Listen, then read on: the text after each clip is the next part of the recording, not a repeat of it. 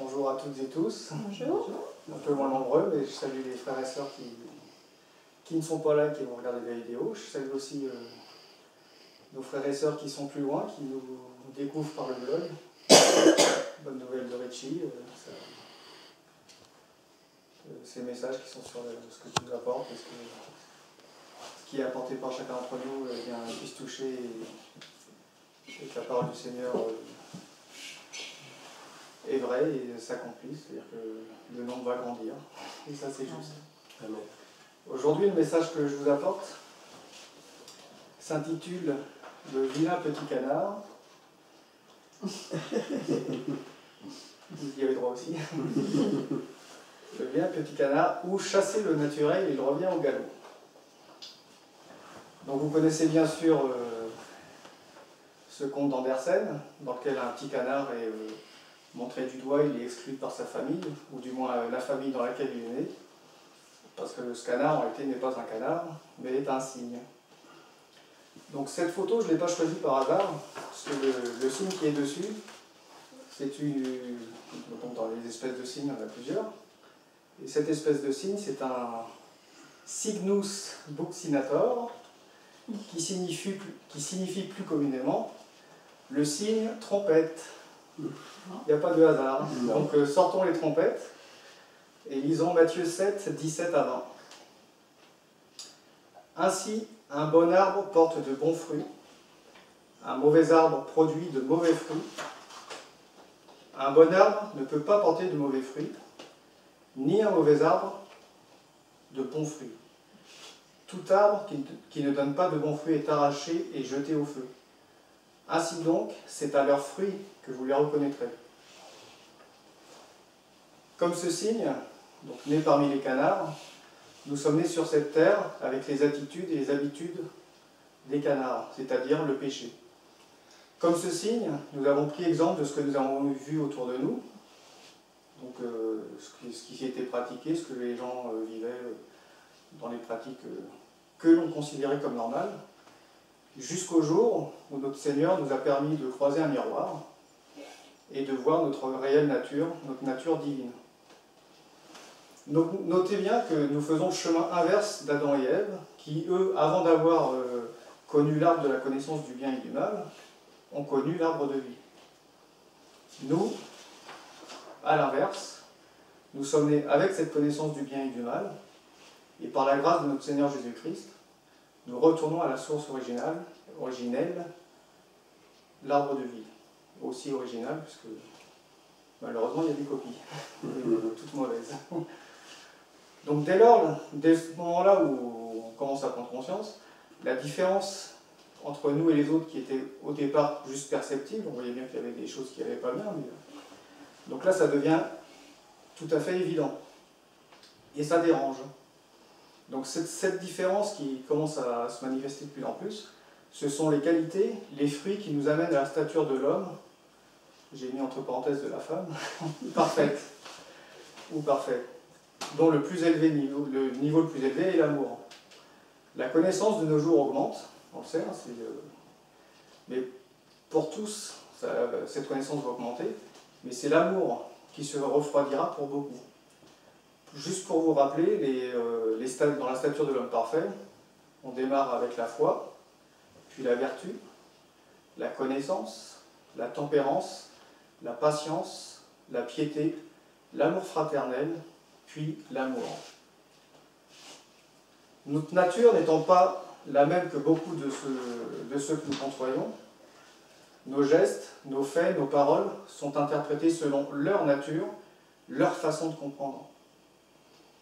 Pour vous donner un exemple, quelqu'un qui est habitué au mensonge, si vous lui parlez en vérité, il pensera que vous mentez. Parce qu'il ne conçoit même pas le concept de vérité. Il pense sincèrement que c'est impossible de dire la vérité. Ayant essayé lui-même, ayant parfois échoué, voire souvent, et vu que très souvent, par de petits arrangements, on arrive à quelque chose qui ressemble à de la vérité, qui semble juste ou bon, mais en ayant utilisé des mensonges. Et dans sa nature à lui, il ne peut pas concevoir la vérité, car pour lui, elle lui est étrangère. c'est sa nature, son mode de fonctionnement. Je vous laisserai aller lire Jean 1:1, puis vous comprendrez pourquoi dans sa nature, la vérité n'est pas dans le programme. Regardez toutes les religions, elles ont toutes un même point en commun. Des règles à appliquer, des choses à faire, des choses à ne pas faire. Or, nous savons que par cette attitude, on ne glorifie pas le Seigneur. C'est, en effet, notre salut ou nos récompenses dépendrait non pas de sa grâce, mais ce serait de nos actes. S'il fallait faire ceci, faire cela, tout sera... Or, nous savons que tout nous vient du Seigneur Jésus-Christ. Ces religions et organisations agissent selon une nature différente de celle de notre Seigneur. Et leurs lois, leurs interdictions ou obligations le démontrent. N'étant pas de la nature de Jésus-Christ, ils doivent forcer leur nature pour ressembler au plus près à la nature de Jésus-Christ. Ou du moins à la compréhension qu'ils ont de la nature de Jésus-Christ. Donc ils créent des lois, ils contraignent leur nature pour être dans ce qu'ils pensent être juste. Mais si tu es de la bonne nature, tu n'as pas de contrainte. Ils seront d'ailleurs les premiers à vous donner des leçons sur votre vision pervertie de la parole de Dieu.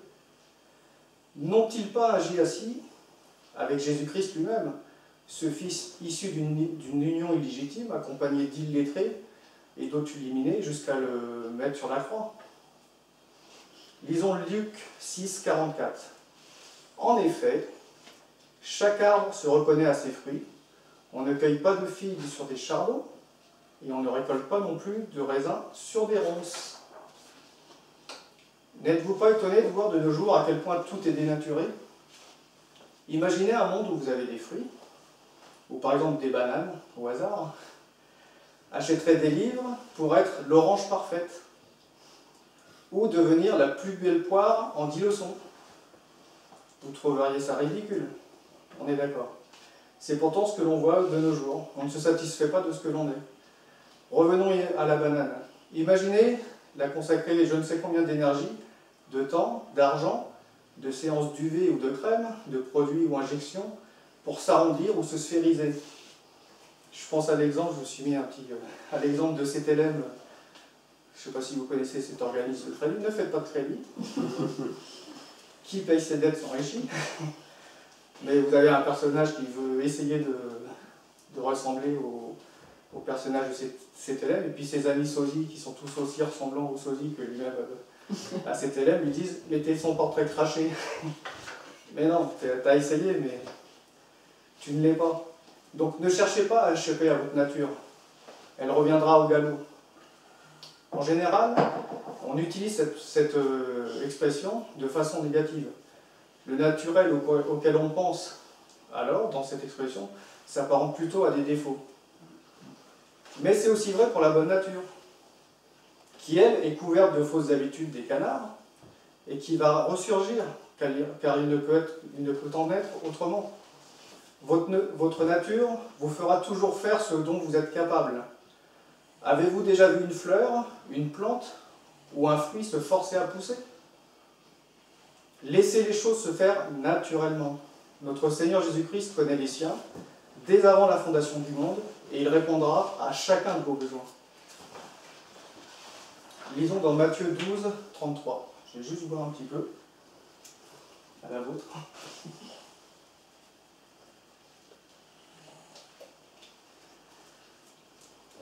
Donc Matthieu 12, 33.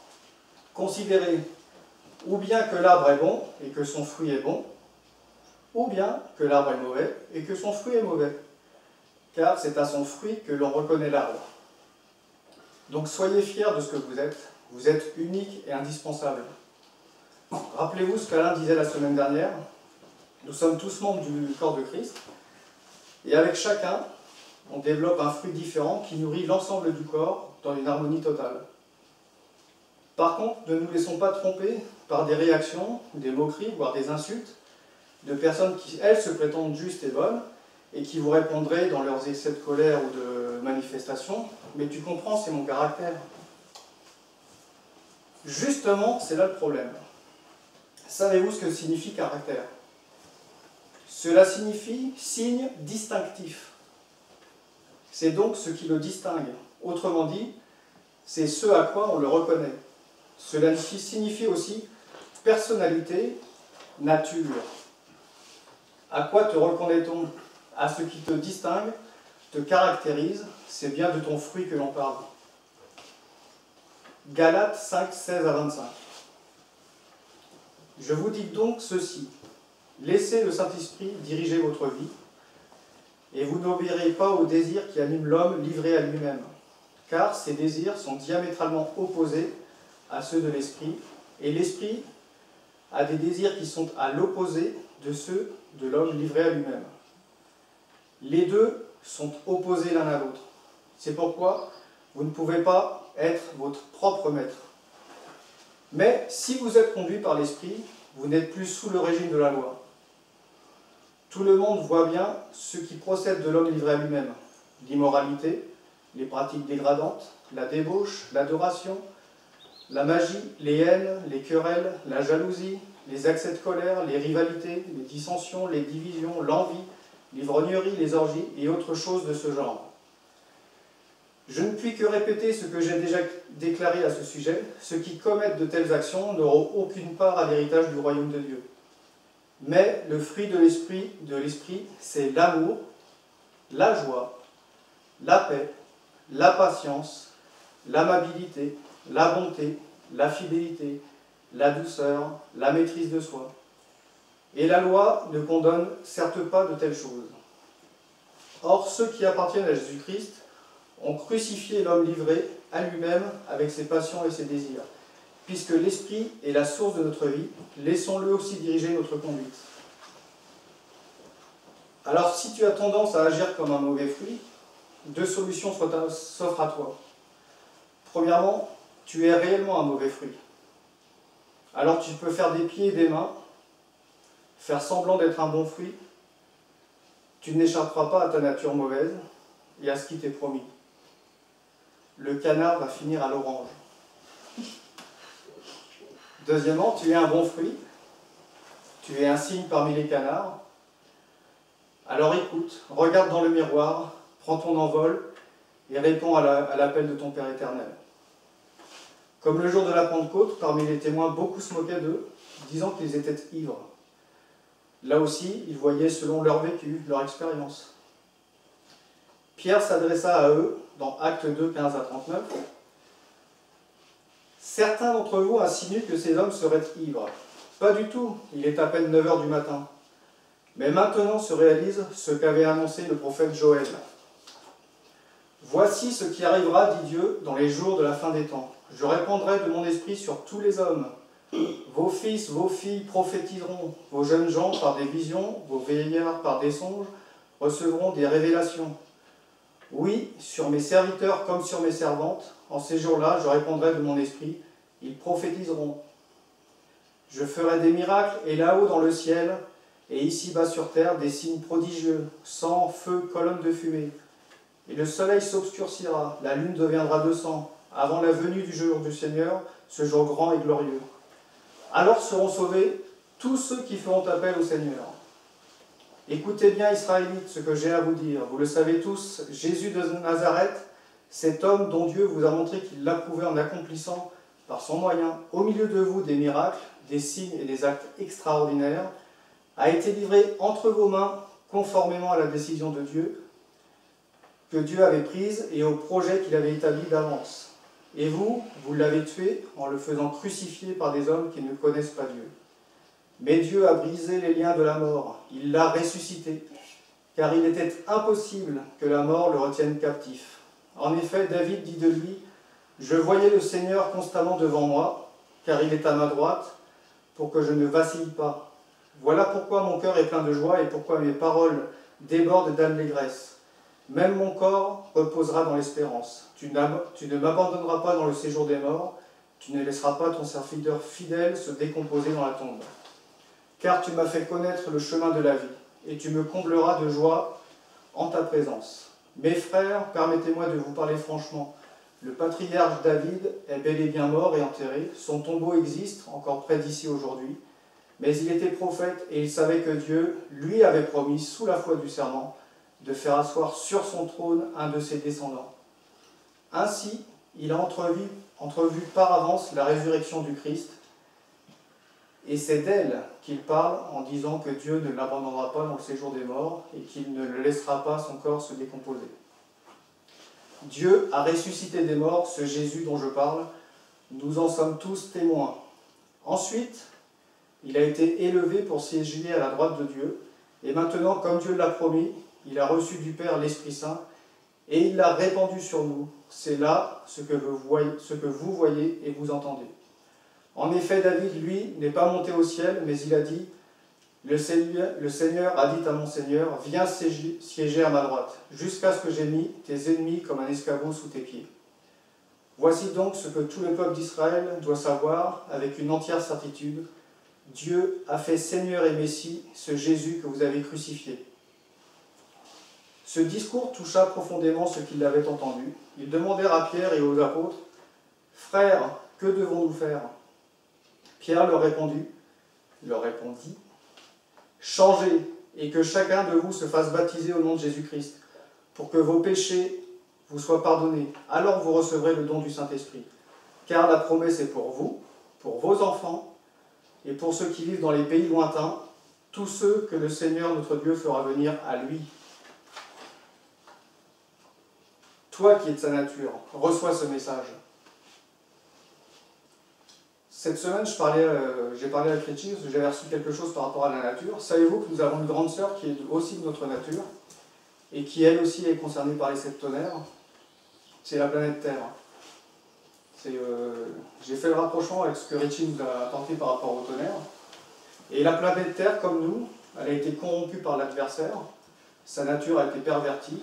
La vie qui est en elle a été exploitée à outrance. Sa nature transformée, modifiée. Regardez les OGM, c'est semences maintenant où il n'y a plus de vie. On est obligé de replanter tous les ans les graines parce que ce qui pousse n'a pas la vie pour redonner vie à nouveau. Et la terre, pareil, les 7 tonnerres la concernent. Le premier tonnerre, le jugement, c'était du temps de Noé.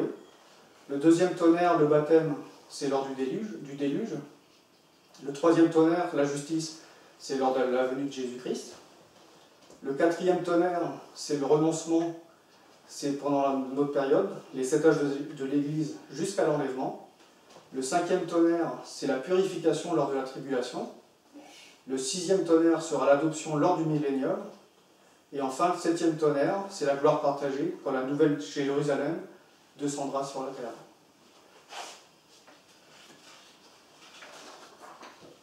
Donc Satan, j'ai même écrit ce canard de Satan, n'aime aucun signe de notre Seigneur Jésus-Christ. Aucun signe dans les deux sens du terme. Son but est de tout corrompre. Il l'a fait avec notre code génétique au Jardin d'Éden, mais Elohim a rendu justice. Il a tout payé sur la croix, pour toi, pour moi, pour toutes celles et ceux qui sont de sa nature. Avez-vous entendu de ce miracle? Récemment, j'ai lu sur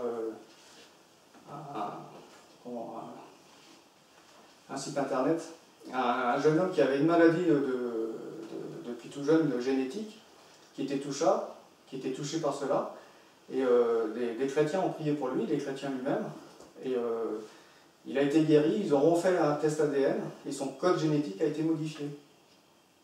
Il a plus la maladie génétique. Le code a été modifié, disparu.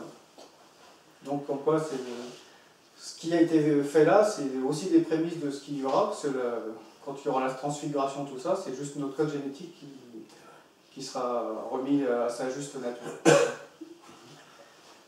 Voilà pour le côté miracle. Et les autres, me demanderez-vous? Eh bien, ils ont reçu la parole de notre Seigneur Jésus-Christ, dont les sentences accordées à celles et ceux qui ne veulent pas changer leur voie. Alors, est-ce que nous devons nous réjouir de cela? Bien sûr que non. Jésus-Christ lui-même ne le souhaite pas. Merci à Richie pour la référence. Ézéchiel 18, 30, 32.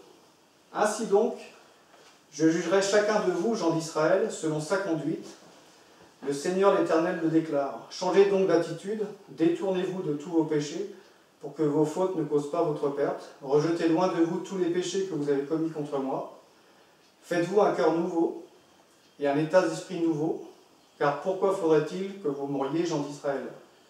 Vraiment, moi, je ne prends aucun plaisir à voir mourir qui que ce soit. Le Seigneur l'Éternel le déclare. convertissez-vous et vivez. N'oubliez surtout pas que parmi les canards qui nous entourent, il y a des cygnes qui s'ignorent et qui eux aussi marcheront selon 2 Corinthiens 5, 7, Hébreux 11, 6, Jacques 2, 18. Prions pour chacun d'eux. Si vous font du mal, pardonnez-leur. N'oubliez pas que vous serez pardonnés dans la mesure du pardon que vous aurez accordé. Quoi qu'il en soit, la volonté de notre Seigneur se fera. Et je terminerai en lisant au sujet de la parabole sur les semences, Matthieu 13, 37 à 43. Il leur répondit, « Celui qui sème la bonne semence, c'est le Fils de l'homme. Le champ, c'est le monde. La bonne semence, ce sont ceux qui font partie du royaume. La mauvaise herbe, ce sont ceux qui suivent le diable. L'ennemi qui a semé les mauvaises graines, c'est le diable. La moisson, c'est la fin du monde. Les moissonneurs, ce sont les anges. Comme on arrache la mauvaise herbe et qu'on la ramasse pour la jeter au feu, ainsi en sera-t-il à la fin du monde. Le Fils de l'homme enverra ses anges et ils élimineront de son royaume tous ceux qui incitent les autres à pécher et ceux qui font le mal. Ils les précipiteront dans la fournaise ardente où il y aura des pleurs et d'amers regrets. Alors, les justes resplendiront comme le soleil dans le royaume de leur Père. Celui qui a des oreilles, qu'il entende. Amen. Amen.